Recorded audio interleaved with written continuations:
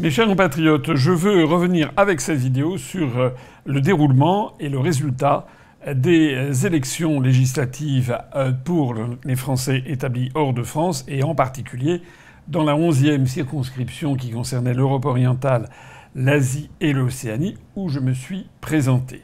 Parce que ces élections ont présenté toute une série de caractères en fait illégaux ou extrêmement douteux sur la licéité et la fiabilité des résultats qui permet d'envisager de faire une action devant le Conseil constitutionnel et au-delà pour demander leur annulation. Alors, je vais entrer dans les détails tout de suite. Premièrement, les délais. Les délais, M. Macron a décidé, il a annoncé le 9 juin qu'il dissolvait l'Assemblée nationale et qu'il convoquait donc le premier jour de scrutin pour le 30 juin. Ça faisait 3 semaines. Beaucoup de juristes ont fait remarquer que c'était contraire à la loi et notamment au code électoral. Mais je voudrais prendre avec vous un exemple très concret, très précis pour que vous voyez ce qui s'est passé.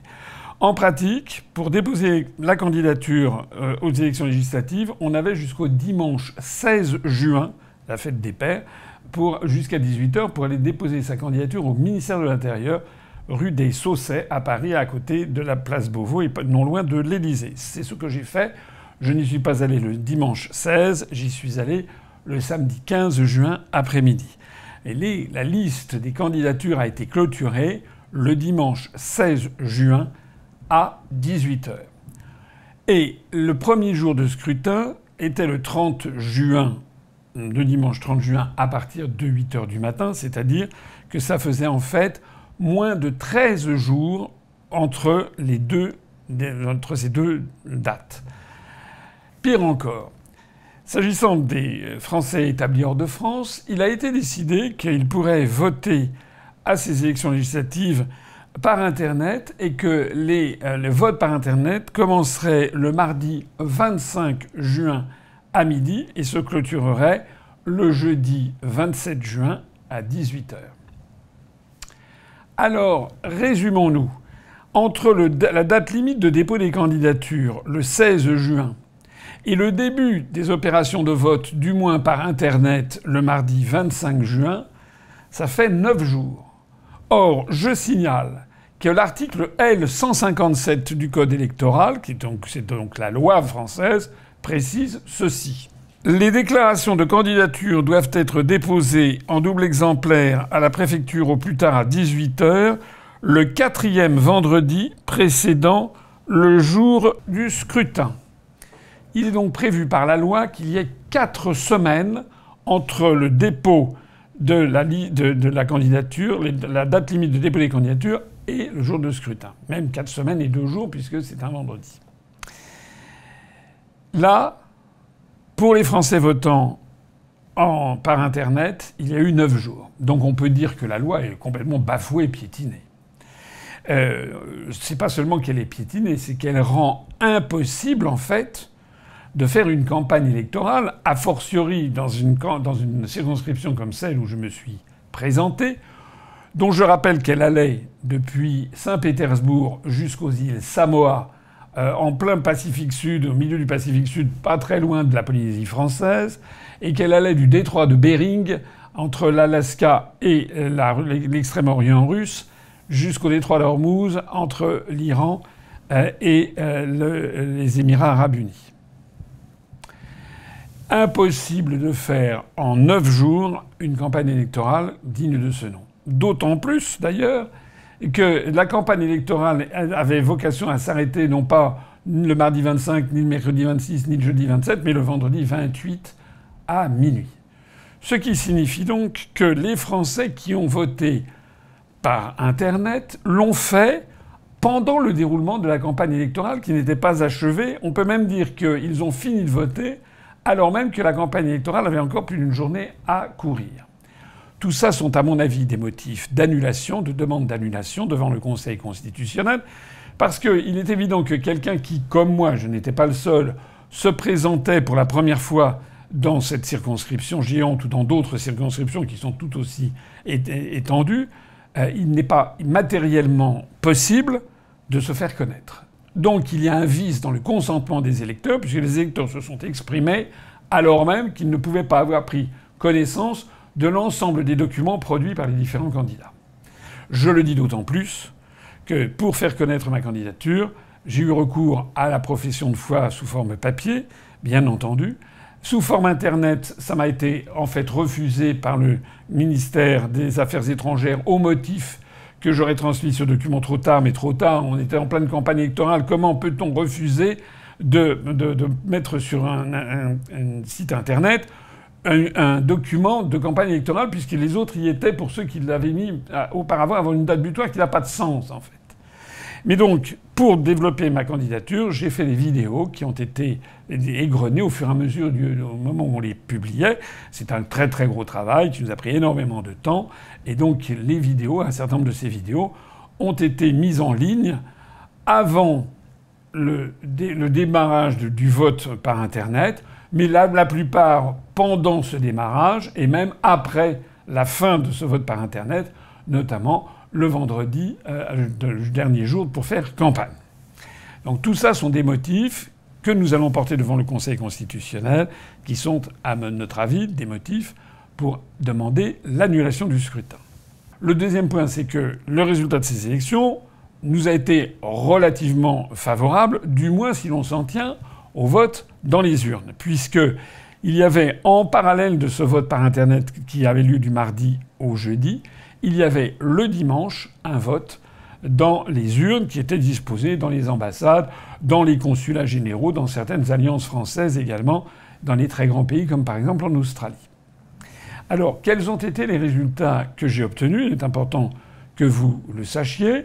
Au total, le total officiel a été de 3,28%, ce qui représente le score le plus élevé que nous ayons jamais obtenu à l'UPR dans une compétition électorale et pour l'ensemble d'une circonscription législative. Je ne parle pas d'un isolat, d'un petit village, etc. Je parle vraiment pour toute une circonscription législative.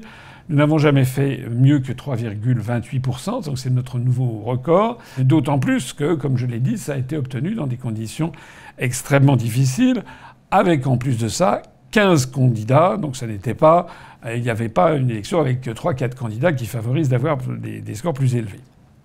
En réalité, ce 3,28% se décompose en deux. D'une part, le scrutin que j'ai obtenu dans les urnes, qui s'est élevé à 4,16%, ce qui est, pour nous, pour notre mouvement politique, le score le plus élevé également que nous ayons jamais obtenu dans les urnes dans une circonscription législative. C'est donc un petit pas en avant, mais un pas en avant quand même, à signaler. En revanche, il y a eu notre score par les votes par Internet a été nettement inférieur de 2,87%. Alors déjà, ça pose un problème. Pourquoi est-ce que nous avons fait un meilleur score dans les urnes que par Internet? Quelle est la raison qui expliquerait que les électeurs de l'UPR auraient massivement voté dans les urnes et auraient boudé Internet? Je ne comprends pas. Je le comprends d'autant moins que, comme on va le voir, c'est le cas d'un certain nombre d'autres partis. Alors, dans les urnes, comme sur Internet, si on prend l'ensemble, donc le résultat officiel, eh bien, nous avons eu des scores parfois tout à fait spectaculaires, sinon significatifs, et puis évidemment, à l'inverse, on a eu des résultats qui ont été décevants. Alors, si je prends... ce n'est pas exhaustif ce que je vais dire, mais si je prends un certain nombre de grandes villes, de grands bureaux centralisateurs, eh bien, c'est en Russie que les Français installés ont voté le plus pour ma candidature, ce qui s'explique probablement par les positions que j'ai prises, notamment les rappels historiques, les positions sur les relations franco-russes, la nécessité de favoriser la paix, montrer que le narratif que l'on nous inflige dans les médias occidentaux est un narratif qui est fondé sur des faussetés, des mensonges et des erreurs historiques. Je suppose que tout ceci a rendu ma candidature, mes analyses populaires. Je le sais d'ailleurs auprès d'un certain nombre de Français installés en Russie, mais aussi en Biélorussie. En tout cas, c'est le cas, puisque le bureau, là où on a eu les votes les plus importants, c'est à Saint-Pétersbourg, où officiel, j'ai obtenu 26% des suffrages. C'est-à-dire plus d'un électeur sur 4 a voté pour moi parmi les Français établis à Saint-Pétersbourg et dans toute la région. Ensuite, c'est à Ekaterinbourg, donc ça c'est en allant vers l'Oural, donc dans le centre de la Russie, où j'ai obtenu 18,2%. En troisième position, Moscou, où j'ai obtenu 17,9%. Puis Minsk, la capitale de la Biélorussie, où j'ai obtenu 13,6%. Nous avons ensuite un deuxième groupe de pays qui se situe en Asie du Sud-Est, où en règle générale, j'ai obtenu des scores moins significatifs que ceux que je viens d'indiquer, mais quand même qui sont en règle générale de 4, 5, 6, 7, 8%, ce qui n'est quand même pas rien. Je citerai en particulier Jakarta, la capitale de l'Indonésie, où l'ensemble des Français installés en Indonésie donc a voté pour ma candidature à 5,86%, dont, il faut le souligner, 7,92% d'entre eux ont voté dans l'urne, dans des urnes. Les autres, ceux qui ont voté par Internet, le score était moins bon, d'une façon que je ne m'explique pas. Également, parmi les scores intéressants, Manille, capitale des Philippines, où les Français installés aux Philippines ont voté pour moi à 5,2%. Ho Chi Minh Ville, l'ancienne Saigon, dans le sud du Vietnam, 5,2% des Français ont voté pour moi. Bangkok, capitale de la Thaïlande, 4,9%, tout près de 5% des Français installés en Thaïlande ont voté pour ma candidature. Puis Phnom Penh, capitale du Cambodge, 4,4% des Français ont voté pour ma candidature. Puis Kyoto, l'ancienne capitale impériale japonaise, 4,3% des Français ont voté pour moi. Puis Kuala Lumpur, la capitale de la Fédération de Malaisie, 3,4% des Français. Et puis, pour en terminer à peu près avec tous les lieux où... Bon, j'ai pas cité des villes avec un très très petit nombre de votants, mais là, il y a des nombres de votants significatifs, à Tokyo, où j'ai obtenu 3,1% des suffrages, dont 5,7%, près de 6%, dans les urnes qui étaient installées à Tokyo, notamment à la chancellerie diplomatique. Voilà. Et malheureusement, 2,2% par Internet. Internet dont on ne sait pas d'ailleurs qui ce sont. Et on ne sait pas, j'y reviendrai tout à l'heure. Alors ça, ce sont les scores qui sont positifs. Évidemment, il y en a qui sont moins bons, donc je ne vais pas non plus les éluder. Ce sont des résultats qui ne sont pas extraordinaires, évidemment, on aurait préféré que ce soit supérieur. Mais compte tenu des délais, je rappelle 9 jours de campagne, c'est ridicule, pour se faire connaître, compte tenu de l'étendue de la zone, compte tenu du fait que c'est la première fois que je m'y présentais, et compte tenu du fait qu'on a fait des scores qui sont vraiment sans commune mesure avec ce que l'on obtient en métropole, eh bien on en tire une conclusion. C'est qu'en fait j'ai obtenu un score qui est nettement plus flatteur que ce que l'on obtient en métropole. J'y vois donc, l'un des objectifs de ma candidature était justement de tester ce que ça donnerait. Eh bien, je vois qu'en ayant 4,2% des suffrages dans les urnes et 3,28% au total après intégration d'Internet, eh bien on a un score qui est 3 à 4 fois supérieur à ce qu'il est en France métropolitaine. Et c'est dû à quoi? C'est dû au fait que les électeurs sont des Français expatriés qui voient la France s'effondrer.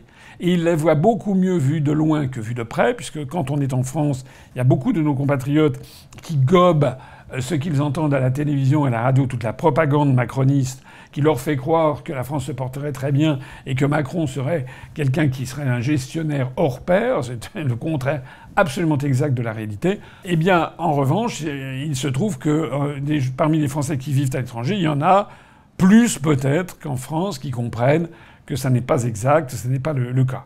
Ça permet aussi de voir l'impact des médias sur la formation de l'opinion publique, puisque les Français établis hors de France sont statistiquement moins sujets au lavage de cerveau des grands médias mainstream. Voilà. On peut donc dire que l'impact des médias mainstream, revient à peu près à diviser sans doute par 3 ou par 4 le score que nous pourrions légitimement avoir si nous étions un peu moins invisibilisés que nous ne le sommes, ce qui signifie que nous aurions pu peut-être franchir le seuil des 5%, ce qui serait normalement légitime. Alors, maintenant, je voudrais vous parler plus en détail de l'affaire du vote par Internet. Il faut savoir que le vote par correspondance avait été créé jadis et a été supprimé. Il y avait jadis un article du Code électoral qui était l'article L79 et qui était ainsi formulé: les électeurs appartenant à l'une des catégories prévues à l'article suivant et qui se trouvent absents de la commune sur la liste électorale de laquelle ils sont inscrits peuvent, sur leur demande, exercer leur droit de vote par correspondance. Cette procédure reste exceptionnelle et ne peut être utilisée qu'au bénéfice de citoyens retenus loin de leur commune d'inscription par des obligations légales ou professionnelles dûment constatées ou des empêchements irréfragables et dans les conditions prévues ci-après. Eh bien, cet article a été abrogé par la loi numéro 75-1329 du 31 décembre 1975. Donc le vote par correspondance qui avait été créé a fini par être abrogé. Et pourquoi ? Parce que on s'était aperçu que c'était la porte ouverte à des fraudes tout à fait considérables. Alors en revanche, un vote par Internet a été créé. Et comment faut-il faire pour voter par Internet ? Alors la procédure est expliquée sur le site du ministère français des Affaires étrangères. Je vous le montre à l'écran. En gros, le mode d'emploi du vote électronique, l'électeur doit avoir renseigné son adresse courriel et son numéro de téléphone dans un registre consulaire. Pour se connecter sur la plateforme de vote, il doit recevoir son identifiant par courriel et un code de confirmation en parallèle par SMS. Ce qui est une procédure qui, a priori, est assez sûre, sauf que il y a toute une série d'éléments que l'on ne connaît pas. Le premier élément que l'on ne connaît pas, c'est que on ne sait pas qui vote en définitive au bout de la ligne. A priori, c'est la personne... Pour pouvoir voter, il faut donc avoir l'identifiant et le code de SMS. Mais rien n'assure qu'à l'autre bout de la ligne, on n'a pas, par exemple, un grand-père ou une grand-mère qui sont un petit peu dépassés par les événements sur Internet et qui ont recours à leur fils ou à leur petit-fils ou leur petite-fille qui va dire « je vais voter pour toi, papy ou mamie, etc. » C'est un exemple parmi 100 autres. Bon.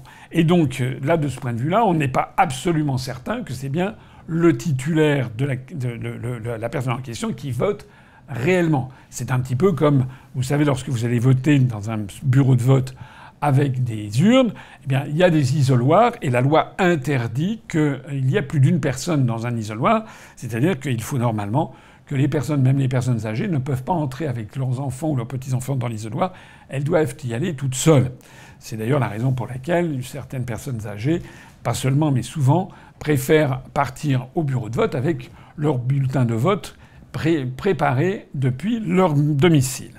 Alors ça, c'est le premier point, c'est qu'on n'est pas certain, il n'y a pas de reconnaissance faciale, on n'est pas certain que les électeurs soient les bons. On peut supposer que c'est le cas général, mais on n'en sait rien. C'est le premier point. Le deuxième point, c'est que moi, je n'ai aucune confirmation ou certitude de ce que les personnes qui votent sont toujours bien dans le pays en question. Puisque finalement, puisqu'on vote par Internet, je prends l'exemple d'une personne qui habiterait au Japon et qui serait partie depuis un an au Japon. Si cette personne n'a pas fait son changement, n'a pas signalé qu'elle n'était plus au Japon, je pense qu'elle est toujours comptabilisée parmi les Français qui votent au Japon et elle peut, depuis Paris ou depuis je ne sais pas où, eh bien, voter par Internet. Donc c'est le deuxième point. On n'est pas sûr qu'il s'agisse réellement des Français établis au Japon qui ont pu voter. Le troisième point, c'est qu'il faudrait voir quelles ont été parmi toutes les personnes qui ont voté, si elles correspondent bien aux listes qui sont bâties par le ministère des Affaires étrangères, notamment les consulats. Après tout, on est obligé de croire sur parole ce que l'on nous dit. On est obligé de croire sur parole un ministère dirigé par M. Séjourné, un ministère de l'Intérieur dirigé par M. Darmanin, un gouvernement dirigé par M. Attal et un État dirigé par M. Macron. C'est-à-dire qu'on est obligé de croire sur parole des gens qui sont absolument sans foi ni loi et qui piétinent constamment la Constitution et les lois. D'ailleurs, la preuve en est sur la convocation même, la date de convocation même de cette élection. Donc, moi, je suis comme saint Thomas, c'est-à-dire je ne devrais croire que ce que je vois. Nous n'avons aucune certitude de ce que la liste des personnes qui peuvent voter correspond bien à la liste des gens qui sont inscrits dans les consulats. On n'a aucune incertitude non plus, bien sûr, sur les modalités de vote. Comment est-ce que le vote par électronique se traduit au bout du compte ? C'est-à-dire qu'a priori, si vous votez pour le candidat A, ça incrémente pour le candidat A, et ça va vous indiquer que vous avez voté pour le candidat A. Mais qu'est-ce qui assure que le logiciel est ainsi conçu que, au bout de 3 ou 4 votes pour le candidat A, il y en a un des 4 qui est soustrait dans la comptabilisation et qui est attribué forfaitairement au candidat B? on retrouve ici tout le problème des machines à voter. Il faudrait faire un audit sous contrôle d'huissier très précis du logiciel de vote pour savoir ce qui s'est passé. Comment ont été attribués les votes. Ce n'est pas parce qu'a priori, on a le sentiment d'avoir voté pour le candidat A qu'au bout du compte, la machine va bien l'incrémenter pour le candidat A si le logiciel est ainsi fait que, comme je le disais à l'instant, eh bien, pour un cas, un vote sur 3, un vote sur 4 ou un vote sur 5, c'est le candidat B qui en profite. On est dans le flou le plus complet. Alors j'ajoute en plus de ça qu'il y a eu sur ces élections des problèmes techniques qui ont été très importants, qui d'ailleurs ont motivé un article de journal justement là-dessus, sur les problèmes rencontrés par Internet pour le vote des Français établis hors de France. Et cet article, dans une revue spécialisée, a été signé, vous le devinerez pas par qui, par Raphaël Grabli. Je signale que Raphaël Grabli est quand même un fact-checker copain avec M. Rudi Reichstadt ou M. Tristan Mendes France, et qui, rappelez-vous, les positions que ces petits messieurs avaient prises notamment sur l'affaire de la Covid, entre autres choses. On en entend d'ailleurs beaucoup moins parler de ces messieurs depuis qu'il y a eu des quantités de révélations qui sont révélées. Rappelez-vous qu'ils tenaient le haut du pavé voici 3 ans.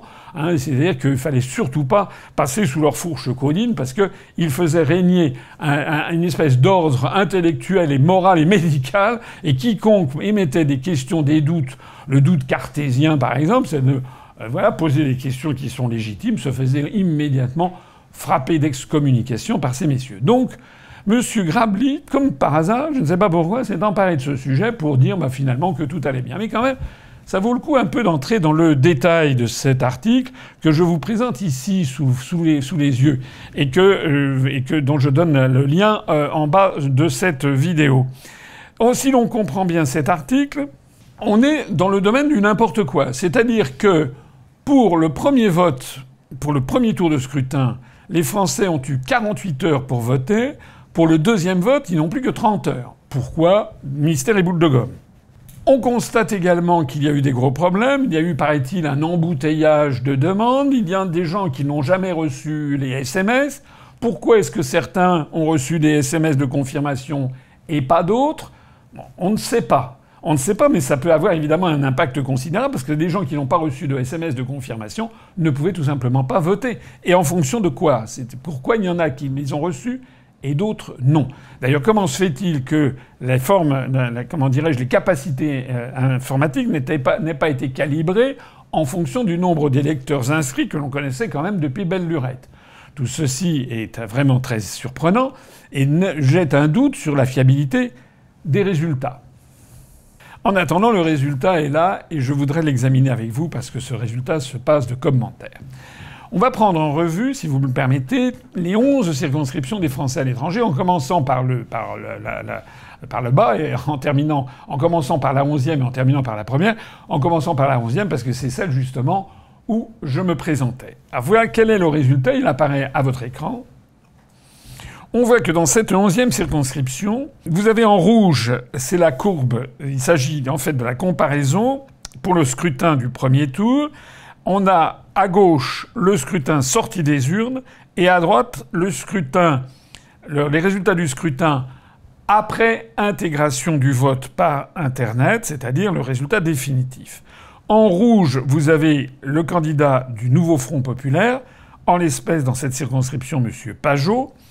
En couleur kaki, vous avez le candidat de Renaissance, En Marche, Ensemble, enfin bref, le candidat macroniste.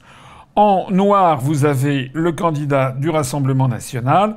Et sur ce graphique, j'ai également fait mettre ma candidature couleur bleu sarcelle, la couleur de l'UPR. Et qu'est-ce que l'on voit? Eh bien, on s'aperçoit que, à la sortie des urnes, le candidat arrivé en tête, c'était le candidat du Front populaire avec 34,08%, suivi du candidat macroniste, de la candidate macroniste qui se trouvait être la candidate sortante avec 32%, suivi du candidat du Rassemblement national avec 18,03%, et quant à moi, je faisais, comme je l'ai dit tout à l'heure, 4,16% et j'étais quatrième. Et à gauche, et ça c'est à gauche, et à droite vous voyez les résultats après intégration des votes électroniques. Vous voyez que en 1 cette fois-ci, c'est la candidate de Renaissance qui passe de 32 à 39,94%, c'est-à-dire qu'elle gagne quasiment 8 points avec les votes par Internet. Elle devient numéro 1. En revanche, le candidat du Front populaire passe de 34,08 à 29,78, c'est-à-dire qu'en fait, il perd plus de 4 points avec 29,78 et il rétrograde à la deuxième place. Le candidat du Rassemblement national passe de 18,03 à 15,3 après intégration des votes électroniques. Il conserve sa troisième place. Quant à moi, je passe de 4,16% à 3,28% et je rétrograde d'une place. Je passe de 4e à 5e. Et vous voyez au passage, dans le camembert statistique qui est à droite de ce graphique, qu'il y avait en fait 33% des votes qui ont été faits dans une urne et 67%, c'est-à-dire les 2/3 exactement, et qui ont été faits par des votes électroniques, ce qui prouve à quel point il est absolument fondamental de regarder très minutieusement ce qui s'est passé avec les votes électroniques. En fait, c'est la plupart des votes se font par électronique. Comme on va le voir avec les autres circonscriptions, le vote électronique a toujours représenté au moins 50% des votes et au plus 80% des votes qui ont été faits par voie électronique. Donc ça, c'est la 11e circonscription. On va regarder plus rapidement les 10 autres parce que vous allez voir quelque chose d'assez sidérant. Si on passe sur la 10e circonscription, c'est-à-dire le Moyen-Orient et l'Afrique de l'Est jusqu'à l'Afrique australe, on s'aperçoit du même phénomène que dans le phénomène précédent, c'est-à-dire que le candidat du Front populaire qui était arrivé en tête perd, cette fois-ci, il passe de 35,98 à 32,52. Le candidat du Rassemblement national passe de 19,33 à 17,16. En revanche, la candidate sortante, qui est Madame Amélia Lacravie, eh bien, qui était en deuxième position, reste en deuxième, mais elle grimpe de près de 3,6 points. Elle passe de 28,27 à 31,82. Elle se rapproche tout près du candidat du Front populaire par la magie du vote électronique. Cette fois-ci, comme vous le voyez, la proportion des votes électroniques, c'est 55% des votes totaux. Dans la 9e circonscription des Français établis hors de France, cette fois-ci, c'est l'Afrique du Nord et de l'Ouest, c'est-à-dire tout le Maghreb et puis toute l'ancienne Afrique occidentale française. Eh bien, nous avons le député sortant qui est M. Karim Ben Cheikh, qui est le député sortant du nouveau Front populaire, qui est arrivé à 54% sorti des urnes en première position, mais qui baisse à 51-57% en restant en première position après l'intégration des votes électroniques. On voit que le candidat du Rassemblement national baisse également de 11,43 à 10,64. On voit en revanche que le candidat de Renaissance, qui était deuxième, reste deuxième, mais grimpe grâce au vote électronique. Si l'on passe à la 8e circonscription, même phénomène. La 8e circonscription, c'est Méditerranée du Nord et de l'Est, et ça intègre notamment l'État d'Israël. Le candidat sortant, le député sortant, c'est M. Meyer Habib, qui est très connu, qui se présentait cette fois-ci sous les couleurs de LR Ciotti, donc LR Rassemblement National. Eh bien, lui, il a obtenu 41,97% des suffrages en sortie des urnes, et il chute à 35,58, donc c'est une chute de près de 6 points, après les votes électroniques. Le candidat du Nouveau Front populaire reste à peu près égal entre les deux votes, 23,12, 23,14 entre les deux votes, mais il est en deuxième position à la sortie des urnes. Il passe à la troisième position après le vote électronique, puisque on assiste à un phénomène tout à fait significatif, c'est que la candidate Renaissance, qui est Madame Yadan, et qui est une nouvelle candidate, la candidate de macroniste, passe de 18,62% à la sortie des urnes à 24,18, c'est-à-dire 5,5 points en plus à la faveur du vote électronique, et elle ravit la deuxième place au candidat de Front populaire, de telle sorte que, eh bien, on se retrouve avec un duel là comme ailleurs, avec en la présence d'un macroniste dans ce duel. Si l'on passe à la 7e circonscription des Français établis hors de France, c'est l'Europe centrale et l'Europe de l'Est. Le candidat était monsieur Frédéric Petit, candidat sortant dans cette circonscription, qui concerne notamment bien toute l'Allemagne, l'Autriche, la Bulgarie, la Croatie, la Pologne, la Roumanie, etc. Eh bien, dans cette circonscription, le candidat sortant fait 32,92% à la sortie des urnes, tandis que le candidat du Front populaire arrive en tête à 35,41%. Et le candidat du Rassemblement national arrive en troisième position avec 9,44%. Mais après intégration de la proportion des votes électroniques, eh bien le candidat macroniste ravit la première place au candidat du Front populaire, alors que le candidat du Front populaire et celui du Rassemblement national baissent, comme vous le voyez sur ce graphique. La proportion des votes électroniques est très importante. 68% des suffrages ont été faits par vote électronique. On retrouve le même phénomène dans la 6e circonscription des Français établis hors de France, avec M. Marc Ferracci, qui est député Renaissance sortant, qui arrive à la sortie des urnes en deuxième position derrière le Front populaire, et le Rassemblement national est à 15,99. Après intégration des votes électroniques, alors là, il bondit de plus de 6 points, en passant à la première place à 40,54%. Il distance cette fois-ci de 10 points le candidat du Front populaire, alors même qu'il était en retard de 2 points à la sortie des urnes. La proportion des votes électroniques est considérable, elle est de 76%.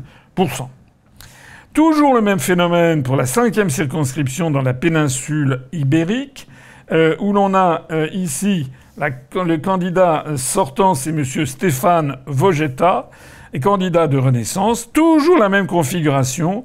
Il est à 28,55% en deuxième position sortie des urnes, mais après les votes électroniques qui ont représenté 72% des suffrages, eh bien, il grimpe de 5 points. Il passe à 33,68. Les candidats du Front populaire et du Rassemblement national font le chemin inverse. Il se classait, le Front populaire, premier avec 30,36 sorties des urnes. Après intégration des votes par Internet, il tombe à 26,18 et à la deuxième place. Et pareil pour le Rassemblement national, qui était à 25,37 sorties des urnes et qui tombe à 19,49 après intégration des votes électroniques. Même chose encore pour la 4e circonscription des Français établis hors de France, Belgique, Luxembourg, Pays-Bas. Il s'agit de Pierre-Alexandre Anglade, qui est un député Renaissance, qui est le député sortant. À la sortie des urnes, il arrive en deuxième position à 32,47%. Et après l'intégration des votes électroniques qui ont représenté 3/4 des suffrages, il bondit à 35,46, alors que là aussi, là comme partout, le Front populaire baisse de la première place, il reste à la première place, mais il baisse de 39,75 à 37,45, donc il perd 2,3 points, et le candidat du RN perd plus de 4 points en passant de 13,42 à 9,04. Troisième circonscription pour l'Europe du Nord. Donc l'Europe du Nord, c'est-à-dire le Royaume-Uni et puis les pays scandinaves. Donc dans cette troisième circonscription, le député sortant était le suppléant de M. Koch, qui était M. Alexandre Holroyd, qui était un député Renaissance. Eh bien, il arrive là encore à la deuxième place, 37,08 pour la sortie des urnes. Donc derrière le candidat du Front populaire à 42% et devant le candidat du Rassemblement national qui arrive troisième avec 8,25%. Après intégration des votes électroniques qui a représenté 80%, c'est-à-dire 4 votes sur 5 dans cette zone, a été fait par voie électronique, eh bien, le candidat de Renaissance grimpe à 39,13. Il est dans un mouchoir de poche avec le candidat du Front populaire qui, lui, baisse de 42 à 39,22. Le candidat du Rassemblement national baisse également de plus de 1,6 points. Voilà, ça c'est la troisième circonscription. La deuxième circonscription, c'est l'Amérique du Sud. Amérique du Sud, donc le candidat, la députée sortante était Madame Éléonore Carrois. Éléonore Carrois qui arrive, comme les autres dans toutes les autres circonscriptions, en deuxième position à 30,39, c'est-à-dire plus de 10 points en dessous du candidat Renaissance Coronado, et avant le candidat du Rassemblement national à 14,81. Mais Par la magie des votes électroniques, eh bien, il se reproduit la même chose qu'ailleurs, c'est-à-dire que le candidat du Front populaire perd 4,5 points et le candidat du Rassemblement national perd 1,50 points, tandis que la candidate de Renaissance, eh bien, grimpe de 33,39 à 33,49. Et puis enfin, on en aura ainsi fini de ces circonscriptions. Eh bien, vous le voyez, c'est la circonscription Amérique du Nord avec monsieur Roland Lescure, qui était donc le député sortant de Renaissance. Eh bien, il a, comme ailleurs, il arrive en deuxième position à 30,95, derrière le Front populaire à 41,41, devant le Rassemblement national à 12,85. Et après la prise en compte des votes électroniques qui représentent 80%, 4 votes sur 5, eh bien, d'un seul coup, il devient premier avec 38,84 en grimpant de 8 points, tandis que le Front populaire perd en fait plus de 5 points en passant de 41,41 à 36,12. Il rétrograde à la deuxième place. Et puis, le candidat du Rassemblement national perd 2,15 points. Voilà. Alors, j'ai tenu à être exhaustif, c'est un petit peu rasoir, mais c'est quand même important, c'est de voir qu'il y a quelque chose qui ne va pas. C'est-à-dire que si c'était arrivé dans une ou deux ou trois circonscriptions que le candidat Renaissance, la faveur des votes par Internet est beaucoup grimpée, bon, pourquoi pas si on avait constaté que dans d'autres circonscriptions, c'était l'inverse qui s'était produit. Mais là, on a un véritable problème. Sur les 11 circonscriptions, dans les 11 circonscriptions, le Front populaire est arrivé presque toujours premier, pas toujours mais presque toujours, et toujours il a baissé entre le vote dans les urnes et le vote par correspondance, par Internet. Le vote par Internet a été beaucoup moins favorable. Pareil pour le Rassemblement national, pareil accessoirement pour moi dans la 11e circonscription, et en revanche dans les 11 circonscriptions, le candidat macroniste a vu son score d'un seul coup catapulté vers le haut. Au point que parfois il était en deuxième position, il a pris la première position. C'est arrivé dans plusieurs circonscriptions, notamment celle où je me présentais, où Madame Jeunetet passe d'un seul coup à 40% des suffrages. Dans un certain nombre de cas, donc, il dépasse le candidat du Front populaire ou du Rassemblement national et donc devient premier. Mais dans un cas, dans la 8e circonscription, celle qui concerne notamment l'État d'Israël, eh bien là, le candidat macroniste inverse le résultat sorti des urnes, puisque le candidat macroniste était troisième, la candidate macroniste était troisième, et grâce au vote par correspondance, elle se hisse à la deuxième place. Or, comme les pourcentages de participation ne permettent pas d'avoir des triangulaires, ça veut dire que dans cette circonscription qui inclut l'État d'Israël, le candidat du Front populaire est tout simplement évincé du deuxième tour au profit de la candidate macroniste. Alors moi je pose une question. Est-ce que c'est normal ? Est-ce que c'est normal que dans le monde entier, on a l'impression que les électeurs des députés macronistes se précipitent sur Internet et donc votent beaucoup plus par Internet que les autres. Pourquoi ? C'est impossible à comprendre. Il n'y a aucune justification logique et statistique pour que ce soit ainsi. Alors ça fait quand même beaucoup quand on rajoute tout ça au reste, et notamment à ce que j'ai dit sur les incertitudes et même les cafouillages qu'il y a eu qui ont été relevés même dans le journal dont je vous parlais tout à l'heure. C'est d'autant plus extraordinaire qu'en plus de ça, ça s'inscrit tout à fait au rebours de l'évolution de la France. C'est-à-dire que normalement, on aurait dû assister à une poussée considérable, à laquelle qui a d'ailleurs eu lieu du Front populaire et du Rassemblement national dans les urnes. Ça correspond exactement à ce qu'on a constaté en France. En revanche, le scrutin par voie électronique ne correspond absolument pas aux évolutions constatées en France. Donc il y a un soupçon extrêmement fort de trucage de ce vote par Internet. C'est d'autant plus vrai dans la 11e circonscription, qui est celle à laquelle je me suis intéressé, puisque Madame Jeunetet, députée sortante, avait des résultats de présence au Parlement extraordinairement mauvais. J'ai eu l'occasion de le dire dans les vidéos que j'avais produites.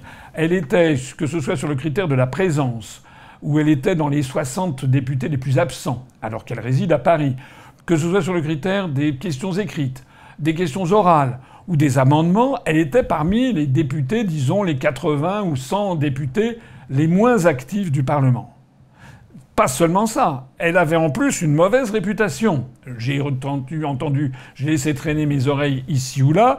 Madame Genetay, que certains surnommaient Madame Je me tais, puisqu'elle était connue surtout pour ne rien faire, Madame Genetay avait quand même une très mauvaise réputation dans sa circonscription. Elle était rejetée par beaucoup de ses électeurs, notamment parce qu'elle avait eu des propos alors très bellicistes, parce qu'elle appartenait à la commission de la défense, donc elle était pro-otanienne de choc. Au moment de la pandémie de la Covid, parce qu'elle est médecin, elle avait pris des positions ultra-gouvernementales sur cette affaire. Et sur l'affaire de la couverture santé des Français de l'étranger, la CFE, elle a pris des positions qui lui ont aliéné énormément de sympathie chez les électeurs de la 11e circonscription. D'ailleurs, ce n'est pas moi qui le dis. Regardez, j'ai trouvé par exemple, c'est un exemple parmi d'autres, ce message qui figure sous le direct que j'ai fait hier, où j'ai évoqué les achats de questions. Vous voyez que là, il y a quelqu'un que je ne connais pas, mais qui est un internaute qui écrit « Pour ma part, habitant en Thaïlande, je n'ai pas reçu l'enveloppe contenant les professions de foi à mon domicile. Je suppose que l'on peut imputer cela aux délais postaux, mais après une semaine et demie, toujours rien à l'horizon, ce qui pose déjà des problèmes, puisque nous avions justement mis ces professions de foi à domicile. » Et cet internaute écrit « J'en profite également pour signaler l'étonnement profond sur les forums des retraités francophones, voire de réelles interrogations sur les résultats de Madame Genetay. Cette personne est plutôt détestée ici, compte tenu de ses méfaits vis-à-vis de la CFE, c'est-à-dire de la couverture santé des Français de l'étranger. » Et cette affirmation m'a été relayée par d'autres sources, des gens qui m'ont dit, plusieurs personnes, quelqu'un qui est passé au siège qui était de la région de Chiang Mai, dans le nord de la Thaïlande, où on a fait un score qui est de l'ordre de 8 à 10, même plus de 10%, je crois, et qui m'a dit que elle était unanimement détestée, qu'elle ne faisait rien, qu'on ne la voyait jamais, et qui m'a dit que lui, en tout cas, n'allait pas voter. C'était avant le scrutin. Mais je connais également quelqu'un qui connaît bien la région et qui m'a envoyé un petit message pour me dire que, de l'avis général, il est impossible que cette femme ait obtenu 40% des voix. Ça n'est pas possible. D'ailleurs, il est intéressant de regarder l'évolution des scrutins et des scrutins auxquels a participé Madame Genetay. Madame Genetay a participé pour la première fois à un scrutin dans cette 11e circonscription en 2017. Elle était la candidate macroniste, c'était la grande vague macroniste. Au premier tour de 2017, elle a obtenu 54,11% des suffrages exprimés, ce qui n'a pas suffi à la faire élire au premier tour, puisqu'il faut également 25% des inscrits, ce qui n'était pas le cas. Elle a été élue au deuxième tour avec 71,72% des inscrits. Elle s'est représentée en 2022, et cette fois-ci, ça n'a pas du tout été le même résultat, puisqu'au premier tour, elle a fait 38% des inscrits. Elle était donc passée de 54% des inscrits à 38% des inscrits au premier tour. Ce qui montre qu'il y avait déjà 14 points de moins qui lui étaient parvenus. Et au second tour, elle a été élue avec 61,7% des inscrits. Elle avait perdu 10 points. Si l'on regarde maintenant le résultat de la liste de Madame Ayer aux élections européennes il y a un mois dans cette circonscription, elle était tombée à 24. Donc on voit que la popularité des macronistes dans cette circonscription est passée en 2017 au premier tour de 54% en 2017 à 38% en 2022 et à 24% avec Madame Ayer en 2024. Et d'un seul coup, on veut nous faire croire que Madame Genetay, qui par ailleurs est rejetée par un très grand nombre de ses électeurs justement parce qu'elle ne fait rien, ou que quand elle fait mal, d'un seul coup, elle aurait bénéficié d'une espèce de vague de popularité qui l'aurait fait remonter à 40 points. Honnêtement, il y a un très grand doute chez beaucoup de Français expatriés sur la viabilité de ce résultat. Voilà. Alors maintenant, vous êtes au courant, vous avez tout vu. Nous considérons que ce résultat, que les résultats ne sont pas logiques, qu'il n'est pas normal que l'on assiste à un engouement spécifique des électeurs macronistes pour le vote par Internet. Ça rappelle exactement les magouilles qu'il y avait pour les votes par correspondance, qui avaient d'ailleurs amené à l'interdiction des votes par correspondance. Donc ces votes par Internet, je n'en ai pas la preuve absolue, bien entendu. On n'a jamais de preuve absolue, mais ces votes par Internet sont très probablement des élections truquées, Donc nous allons nous porter devant le Conseil constitutionnel à plusieurs égards. D'une part parce que nous n'avons pas pu faire campagne à cause des délais.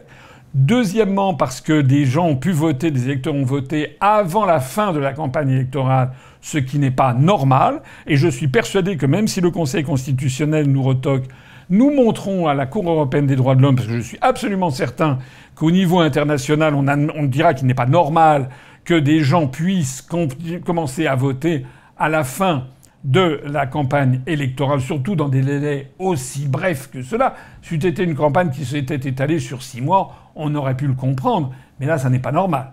Là, ça n'est pas normal que pendant la très brève durée de la campagne électorale, on puisse avoir des gens qui votent donc en méconnaissance de cause. Et puis nous allons également attaquer au sujet de ces résultats qui sont, selon toute probabilité, biaisés, parce qu'il n'est pas normal, ou alors il faut qu'on nous explique en vertu de quel phénomène supranaturel, eh bien, seuls les électeurs macronistes votent massivement par Internet, tandis que ceux de droite, d'extrême gauche, des écolos, etc., tout le monde, en fait, se défierait du vote par Internet. Tout ça n'est pas très crédible.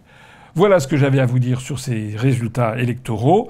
Je vous tiendrai informé, bien sûr, de la suite des événements.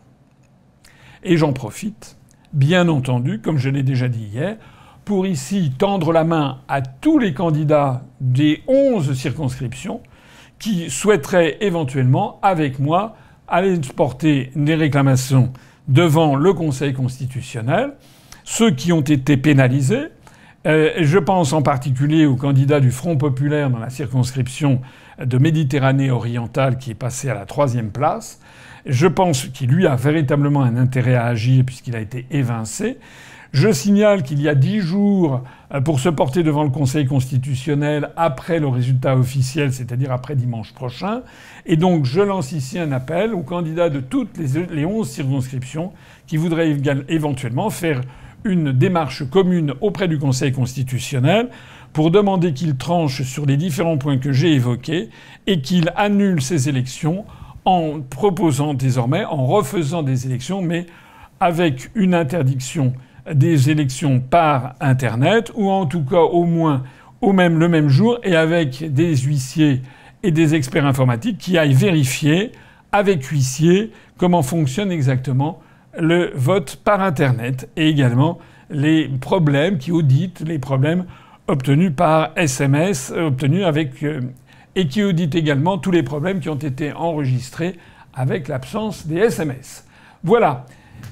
Merci de m'avoir écouté. Faites circuler au maximum cette vidéo parce qu'il y a un soupçon fondamental, j'insiste, de triche de la part des macronistes.